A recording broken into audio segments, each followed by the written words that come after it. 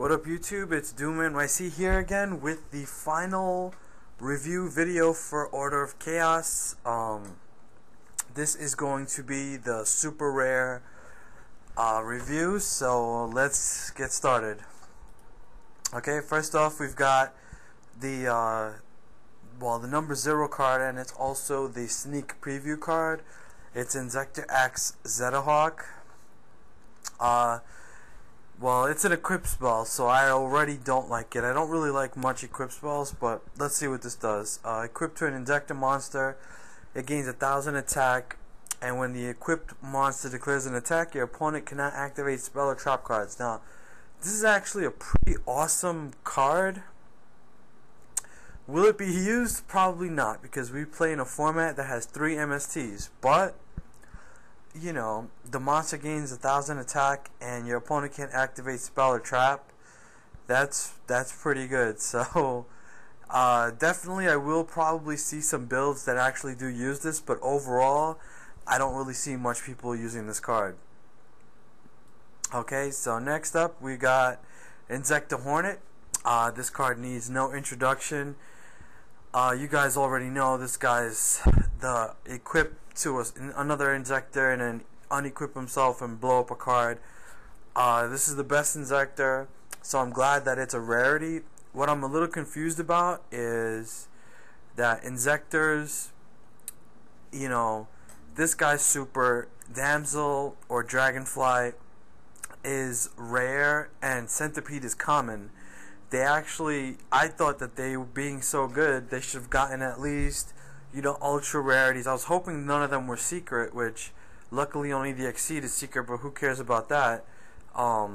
So these guys are actually going to be pretty easy to get and hopefully pretty cheap too. Next up, we've got everybody's favorite Wind Up Rat.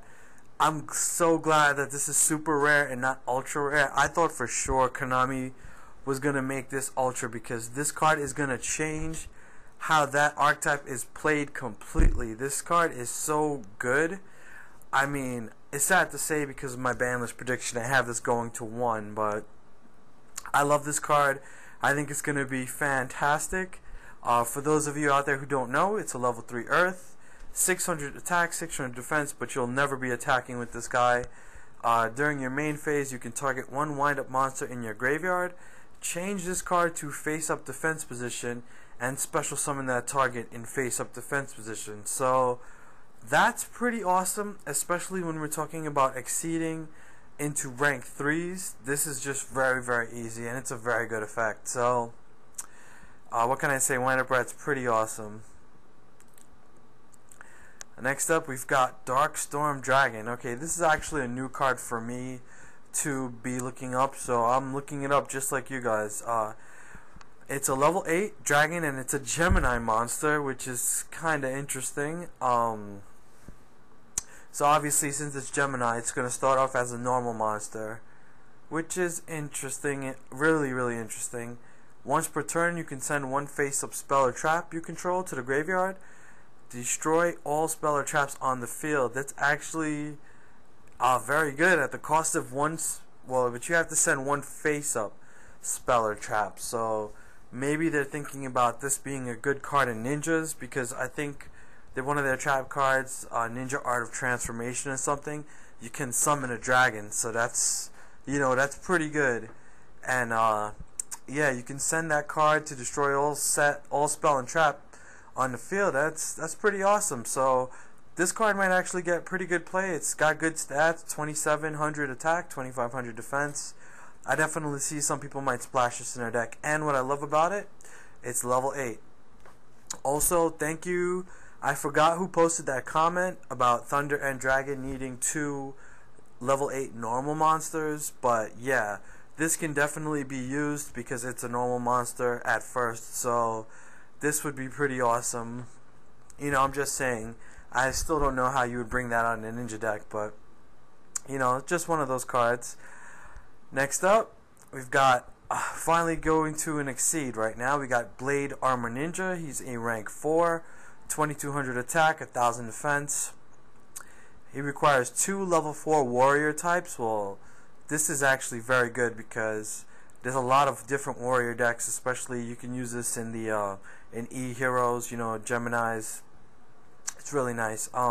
Once per turn, if this card attacked and your opponent controls a monster at the end of the damage step, you can detach one XYZ from this card, and this card can attack once again. So basically, it can double attack by, you know, if your opponent has another monster, they didn't want this to be broken like Blackluster, even though I doubt very much that any card they come out with is going to be as good as Blackluster, but this is pretty decent. I mean, it's a rank 4 at 22, so obviously, you know, Utopia beats it, but I definitely think that this could be included, you know. It's not too bad, especially good if Dandelion doesn't get bad. It's pretty good at getting rid of the tokens, so no problem. It's not that bad. Alright, now we get into one of the ninjutsu cards, Ninjutsu Art of Alchemy. This is a spell card for them, and let's see. If you control one face-up ninjutsu art card, destroy all face-up ninjutsu art cards you control, then draw 2 cards. So it's basically like a draw engine. I forgot what that card was called. Oh yeah, Magic Planter. I don't know if you guys remember that. You know, you send like face-up trap cards you control, and you draw 2 cards. I mean, it's like, this is kind of like the same thing. To be honest with you, your ninjutsu art cards are pretty good. It would be possible, I mean, if you drew another one and then you had this, you could send it to the grave if you didn't need it right away, but honestly, I'm not 100% sure that people are going to use this card. It is a super rare, obvious, because it's a draw card, and Konami thinks that people that play in the TCG are just gaga for draw cards, so anything draw card right now is going to be a holo. Like, that's a guarantee. They don't do this in the OCG, but they do it here. So I don't really think it's going to be used, but you know, if you guys disagree, leave your comments down below. Alright, next up we've got Evo Force. Now this is obviously for the Evil Tile, Evil Sword monsters, and the card says tribute 1 Evil Tile monster you control, special summon 1 Evil Sword monster from your deck. That's actually pretty good. The monster special summon is treated as if it was special summoned by the effect of an Evil Tile monster. So already, this is pretty awesome. It's a normal spell, so when you flip those Westlows and you special summon, you know, an Evil Sword from your deck, then you can play this, tribute the Westlow, get another Evil Sword, and then it gets its effect. That's pretty damn good. It's like Test Tiger, actually. So this is pretty awesome. Obviously, it's a normal spell. If they would have made this quick play, it would have been broken, but this is pretty decent. Yeah, for evils, I definitely recommend that you guys play this card. It's really good. Alright, next up, we've got Creeping Darkness. Banish 2 dark monsters in your graveyard. Add 1 level 4 dark monster from your deck to your hand. This is pretty decent, I guess, if you're playing certain types of decks. You know, to add 1 level 4 dark, I like that. I mean, it can search cards that normally aren't searchable, like Dark Grypher, you know, stuff like that. That's pretty good. Anything you need, you just have to banish 2, and then of course, if you're going to be playing this card, you should probably run it in 2 or 3, so then you'd be running Return. So you kind of get the type of idea. I'm not really sure I would run this in a Dark World deck, because then you gotta banish. I mean, you can get stuff back with Levier, but you really want to keep them in the grave so you can use the field spells effect. But it's a pretty decent card. Definitely people are going to find something broken with this. I see it already. So yeah, it looks like it's going to be good. Alright, so next up we've got Ninjutsu Art of Super Transformation. This is one of the trap cards. Target 1 face-up ninja monster you control and 1 face-up monster your opponent controls. Send them to the graveyard, then special summon 1 dragon, dinosaur, or sea serpent type monster with an equal or lower level than the sent monster's combined levels from your deck. So obviously this is very good because you summon a ninja, you set this, they summon something big like a Thunder King, you chain this card, bam, you send both to the grave, you now have got a level 8 dragon on the field. That's pretty awesome. What else? If this card leaves the field, banish that monster. So, you know, and again, this is even more awesome, you know, for using it to get that level 8 that we just talked about. So that's pretty good. This is obviously going to be played in ninjas. Definitely going to play 3 of these. This is going to be a pretty awesome card. Alright, the card that everybody's been talking about, Wind Up Shark. And for good reason too. It's 1500 attack, 1300 defense, level 4 fish. And when a wind up monster is normal or special summoned to your side of the field, you can special summon this card from your hand. Once per turn, you can activate one of these effects, increase this card's level by 1 until the end phase, or reduce this card's level by 1 until the end phase. So basically, this right here, guys, is already one of the most broken cards in the game, because all you have to do is you summon this is basically like a marauding captain. You know, it has an effect like that, and then the effects go even further. This is basically a level 3, 4, or 5 at any given time, and with the monster that you summoned beforehand, it's a free exceed no matter how you look at it. I mean, this card is awesome. Definitely, if you're going to be playing wind-ups, you need to play this card. This card is really good, and you need to run at least 2, and probably you need to run 3. So, Wind-Up Shark, I don't want to say it's broken, but it seems like it's broken. So, yeah, wind-ups are going to be awesome. I can't wait to build that deck. Alright, now we go back to another Evil Tile. We got Evil Tile Najasho. I don't know if I said that right, but oh well. It's a reptile, level 2, 100 attack, 2000 defense. So more times than not, you're going to be setting this card. And if this card on the field is tributed, you can special summon one Evilsaur monster from your deck.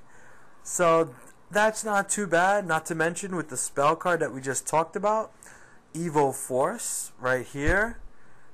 I can summon this guy, tribute it with this, with Evil Force, and then this guy's effect goes off. I get to special summon an Evilsaur, and then this card's effect goes off. I get to special another Evilsaur, and then the plus is just add up from there. That's really good. I really like what they're doing with this archetype.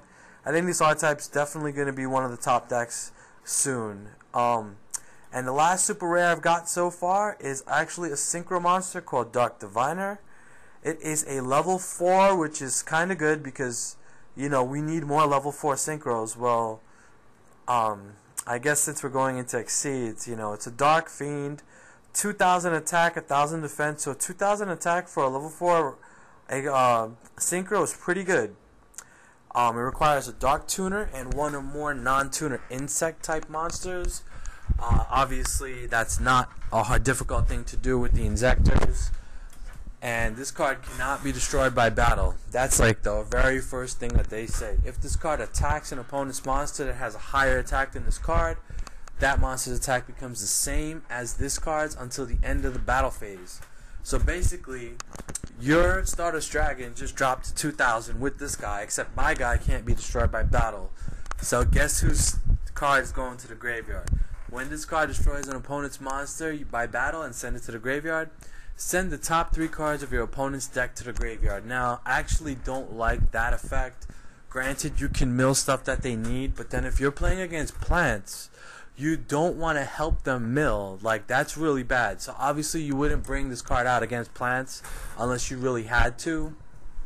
But it's pretty decent. I mean, you can, you know, if you're playing mill, like a mill out deck maybe, or something similar to that, this would be great. But other than that, I mean, it's there, you know, it's a level 4, so can be used, but I don't really see this used too much. This should have came out like a long time ago. By the way, this was an OCG exclusive also, so this has been out in the OCG for a while. And I think that's about it. There was a lot more cards than the ultra rare review, but yeah, so far that's the supers that they have up on Yu-Gi-Oh! Wikia. So guys, leave your comments down below. Let me know what you guys think. Tell me if you know of any other super rares that are in the set. Also let me know what you're looking forward to the most. And until next time, YouTube, peace.